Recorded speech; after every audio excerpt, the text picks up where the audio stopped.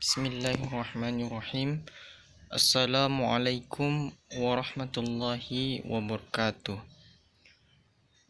Baiklah, perkenalkan nama saya Firman Syukri dengan nomor BP 2001031002 dari kelas 2A D3 Teknik Listrik. Baiklah, pada video kali ini saya akan mempresentasikan makalah pendidikan agama Islam dengan judul Tujuan Penciptaan Manusia menurut Al-Quran. Yang pertama, latar belakang pembuatan makalah. Allah Subhanahu wa Ta'ala adalah pencipta semua yang ada di jagat raya ini, dan manusia merupakan makhluk yang paling sempurna yang diciptakan oleh Allah Subhanahu wa Ta'ala. Perbedaan kesempurnaan yang dimiliki oleh manusia dengan makhluk lainnya di muka bumi ini karena diberikan akal dan pemahaman oleh Sang Pencipta, sehingga manusia bisa berpikir akan hal-hal apa saja yang terjadi di muka bumi ini. Manusia juga merupakan makhluk yang diciptakan oleh Allah Subhanahu wa Ta'ala di muka bumi ini dengan sebaik-baik makhluk, sebaik-baiknya bentuk, dan sebaik-baiknya umat, untuk mengemban sebuah tugas yang mulia, yaitu beribadah kepada Allah Subhanahu wa Ta'ala, sebagaimana yang tertera di dalam Quran surah Az-Zariyat ayat 56 yang berbunyi, Bismillahirrahmanirrahim, wa ma khalaqatul jinna wal insa illa liya'budun, yang artinya aku tidak menciptakan jin dan manusia melainkan agar mereka beribadah kepadaku. Al-Quran juga menerangkan bahwa manusia berasal dari tanah dengan mempergunakan bermacam-macam unsur kimiawi yang terdapat dari tanah. Ayat-ayat yang menyebutkan bahwa manusia diciptakan dari tanah umumnya dapat dipahami secara lahiriah. Hal ini menimbulkan pendapat bahwa manusia benar-benar dari tanah dengan asumsi karena Tuhan berkuasa, maka segala sesuatu dapat terjadi. Tentunya Allah Subhanahu wa Ta'ala menciptakan manusia dan seluruh ciptaannya dengan tujuan dan fungsi tertentu. Maka dari itu penulis akan membahas tentang tujuan penciptaan manusia di muka bumi ini dengan merujuk dari ayat-ayat Al-Quran. Adapun tujuan makalah ini, yang pertama yaitu sebagai bentuk pemenuhan tugas pendidikan agama. Yang kedua, sebagai tambahan media pembelajaran di dalam perkuliahan. Yang ketiga, untuk mengetahui apa saja tujuan penciptaan manusia. Dan yang keempat, yaitu untuk mengetahui dalil apa saja yang berhubungan dengan tujuan penciptaan manusia. Dan selanjutnya yaitu manfaat makalah ini. Yang pertama, makalah ini diharapkan dapat memberikan informasi maupun wawasan mengenai tujuan penciptaan manusia di dalam Al-Quran, yang mana kedepannya diharapkan agar bisa dijadikan bahan pemikiran untuk kita, terutama untuk selalu ingat akan tujuan-tujuan hidup kita sehingga terhindar dari kelalaian. Yang kedua yaitu menambah pengetahuan tentang tujuan penciptaan manusia dan menambah khazanah serta keilmuan pembaca. Yang ketiga, untuk melengkapi tugas pendidikan agama Islam. Selanjutnya kita akan masuk ke dalam pembahasan. Pertama yaitu penciptaan manusia di dalam Al-Quran. Sesungguhnya di dalam penciptaan setiap makhluk yang hidup itu telah dibekali dengan berbagai potensi yang memudahkan untuk berkembang setelah masa kelahirannya. Seperti halnya yang terjadi pada binatang, ia juga memiliki potensi yang berupa naluri. Nampak begitu lahir ia langsung mempunyai naluri yang mampu dengan cepat untuk menemukan cara menyusu, berlindung pada induknya, dan cara makan. Berbeda dengan manusia, ia juga memiliki naluri semacam ini, bahkan lebih kuat. Apa yang dimiliki manusia tidak dimiliki oleh makhluk lain, seperti binatang, tumbuhan, dan lain sebagainya. Manusia diciptakan oleh Allah Subhanahu wa Ta'ala dari saripati tanah. Maksudnya, proses kejadian manusia itu berasal dari saripati tanah yang menghasilkan berbagai jenis makanan yang kemudian dikonsumsi oleh manusia. Hal ini diterangkan di dalam Al-Quran surah Al-Mu'minun ayat 12-14 yang berbunyi, Bismillahirrahmanirrahim, walaqad khalaqnal insana min sulalatin min tin thumma ja'alnahu nutfatan fi qararin makin thumma khalaqnan nutfata 'alaqatan fa khalaqnal 'alaqata mudghatan fa khalaqnal mudghata 'idhaman fa kasawnal 'idhama lahman thumma ansa'nahu khalqan akhar fatabarakallahu ahsanul khaliqin. Sadaqallahul azim. Yang artinya, dan sungguh kami telah menciptakan manusia dari saripati berasal dari tanah. Kemudian kami menjadikannya air mani yang disimpan di dalam tempat yang kokoh, yaitu rahim. Kemudian air mani itu kami jadikan sesuatu yang melekat, lalu sesuatu yang melekat itu kami jadikan segumpal daging. Segumpal daging itu kami jadikan tulang belulang, lalu tulang belulang itu kami bungkus dengan daging. Kemudian kami menjadikannya makhluk yang berbentuk lain. Maha suci Allah, pencipta yang paling baik. Ketika Allah akan menjadikan Adam, Allah berfirman kepada malaikat, sebagaimana disebutkan di dalam Quran surah Al-Baqarah ayat 30 yang berbunyi, Bismillahirrahmanirrahim, wa idz qala rabbuka lil malaikati inni ja'ilun fil ardi khalifah qalu ataj'alu fiha may yufsidu fiha wa yasfiku ad-dima wa nahnu nusabbihu bihamdika wa nuqaddisu lak qala inni a'lamu ma la ta'lamun.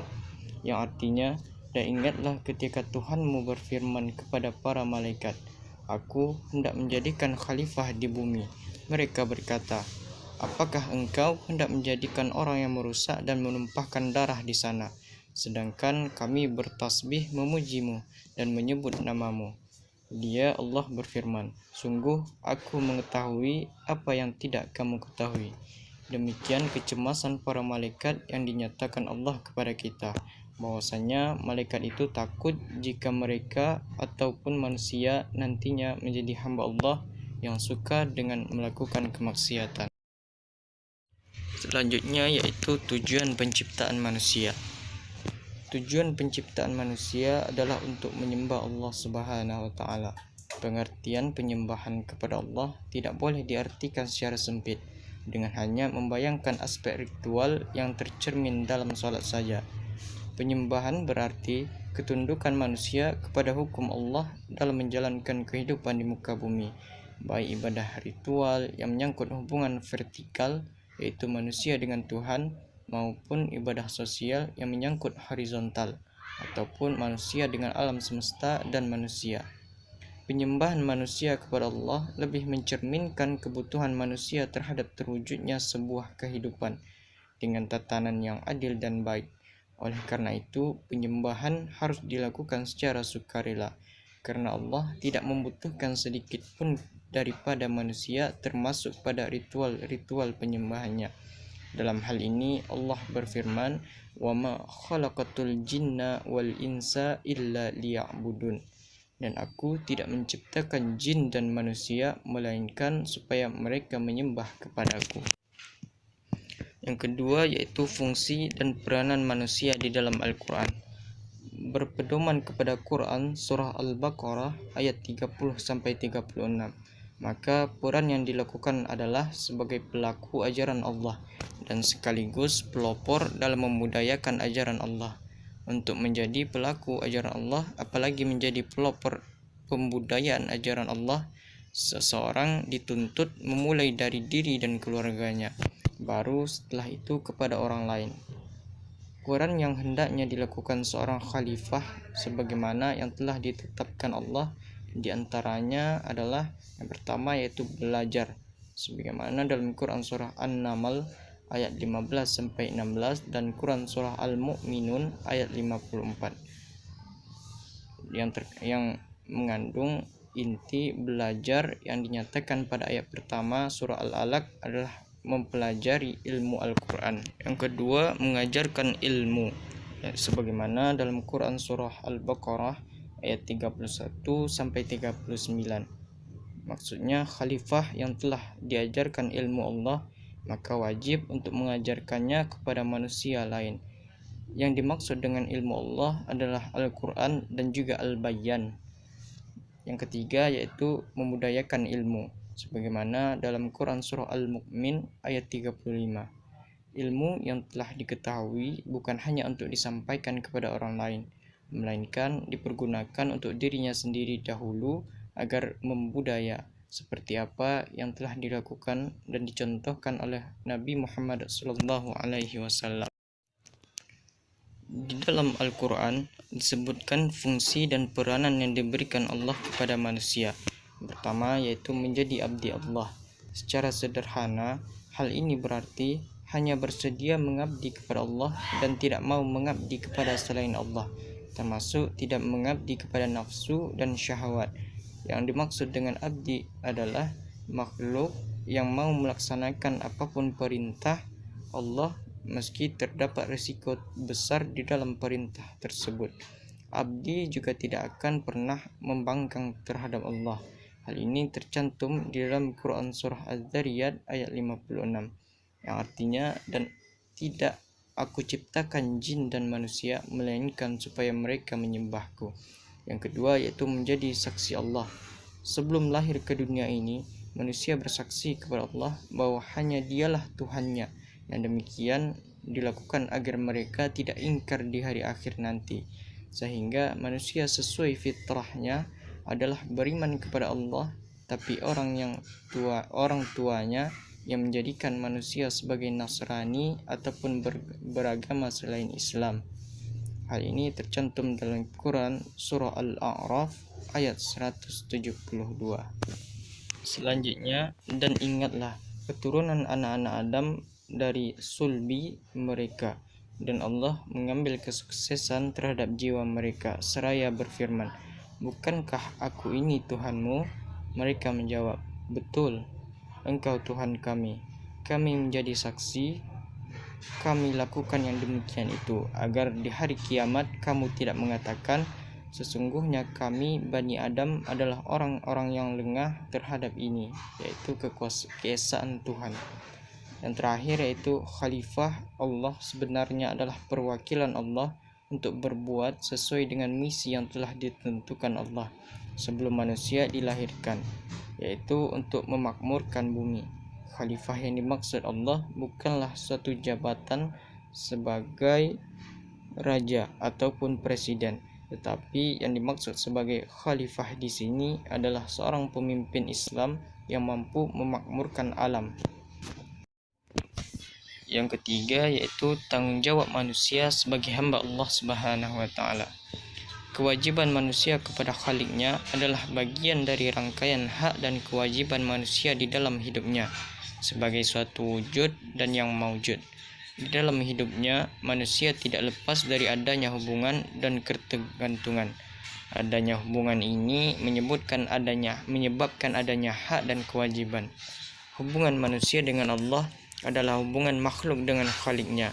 Dalam masalah ketergantungan, hidup manusia selalu mempunyai ketergantungan kepada yang lain, dan tumpuan serta ketergantungan adalah ketergantungan kepada yang maha kuasa, yang maha perkasa, yang maha bijaksana, yang maha sempurna, yaitu ialah Allah Rabbul Alamin, Allah Tuhan yang Maha Esa. Kebahagiaan manusia di dunia dan akhirat tergantung kepada izin dan ridha Allah, dan untuk itu Allah memberikan ketentuan-ketentuan agar manusia dapat mencapainya. Maka untuk mencapainya kebahagiaan dunia dan akhirat itu dengan sendirinya kita harus mengikuti ketentuan-ketentuan dari Allah Subhanahu wa taala. Apa yang telah kita terima dari Allah sungguh tak akan dapat dihitung dan tak dapat dinilai dengan materi banyaknya. Dan kalau kita mau hitung nikmat dari Allah, kita tidak dapat menghitungnya karena terlalu amat sangat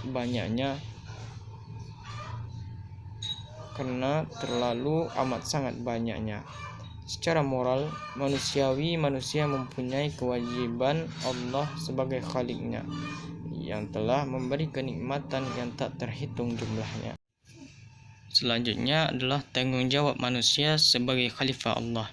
Sebagai makhluk Allah, manusia mendapatkan amanat yang harus dipertanggungjawabkan di hadapannya.